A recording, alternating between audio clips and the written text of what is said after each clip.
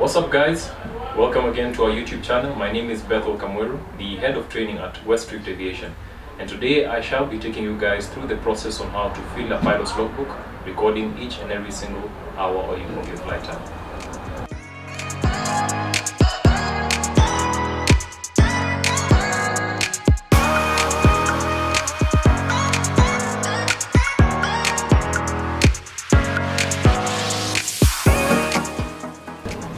So welcome back. This is how a professional pilot's logbook looks like. Yes, so I'm going to start with the front page. It's just a cover, very nice one, and you can have it customized to read your name or your title, Captain, Mr., Mrs., so on and so forth. Okay. Next, we have a page demonstrating the instructions for use. So it shows you exactly the use for this book, and as well as each and every column, what details should be contained in them. Okay. Now, an example would be on this page. Okay. So I'm going to talk about all the columns starting from the far left all the way to the right. Okay. So the first column, number 1, as indicated here, is the date, which should be indicated in days, months, and years. Okay. Number 2, column number 2 follows the aircraft type. Aircraft type means what type of aircraft have you flown? Is it a Cessna 172, a Caravan, Boeing 777, so on and so forth. Registration marks. Each and every aircraft have its own unique registration across the world. Okay, depending on the state in which it operates, the registration can start with example 5 Yankee, Papa Sierra Juliet, which you'd fill on the first row. Column number 4 is the name of pilot in command, or the PIC. Okay, so in this case, this is my logbook. If I do a PIC flight or a solo flight, I'll write my name here, or alternatively I can just write self. Okay, if it's not a PIC flight, I may as well write my captain's name over here. Okay. Column number 5 represents the departure aerodrome. Okay, so we have multiple aerodromes. Example here at Wilson Airport, we have JKIA, Kisumu, Eldoret, Mombasa, and so on. Okay, so that is the aerodrome that you have left. Next we have number 6. Column number 6 is the departure time.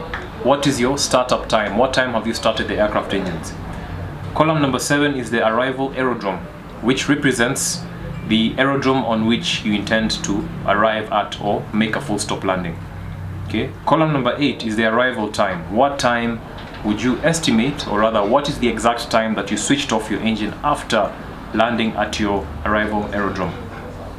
Column number 9, I'll talk about 9, 10 and 11 under the class category, or the class of the aircraft. Okay, so the single engine, multi-engine and flight simulation training device.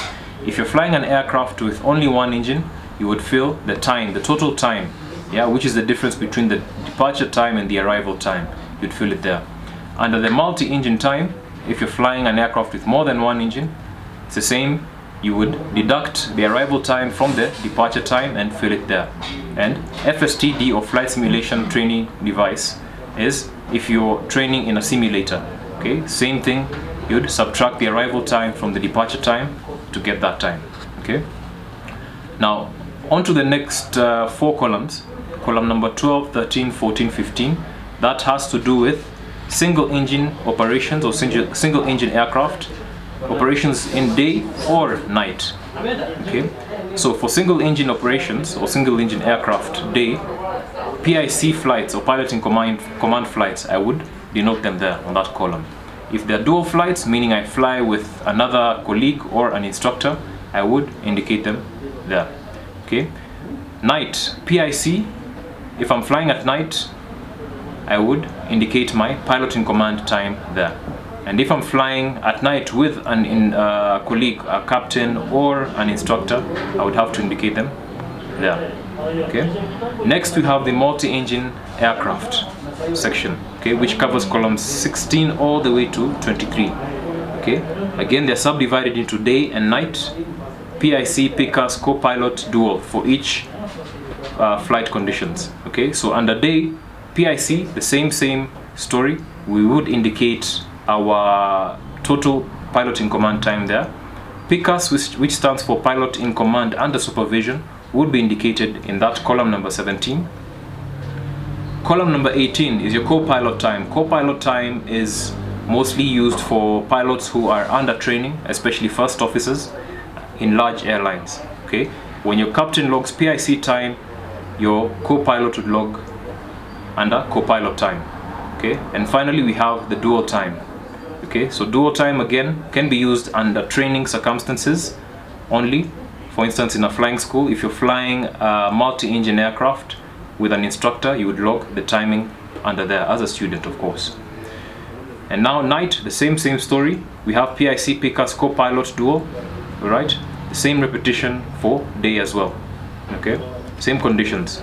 And finally, column number 24 and 25 denote IF, or instrument flight time, and instructional time. Instrument flight time means you are flying the aircraft in reference or solely in regards to your flight instruments. Okay, basically this is you do not have any reference to the ground. All right. Instructor time, if you do choose to become a flight instructor, this is the column whereby your instructional hours shall go into. Okay, and then finally column number 26, this is the remarks including PIC signature for PICAS hours. Okay, so these are any remarks. For instance, if I'm a first officer flying with a captain, I'll write, maybe if I'm a captain, sorry, flying with a first officer, I'll write the first officer's name here.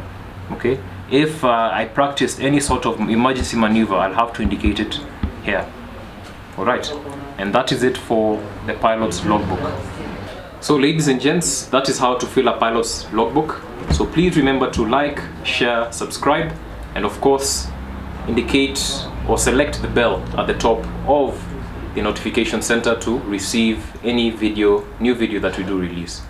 Thank you, and see you again in the next one.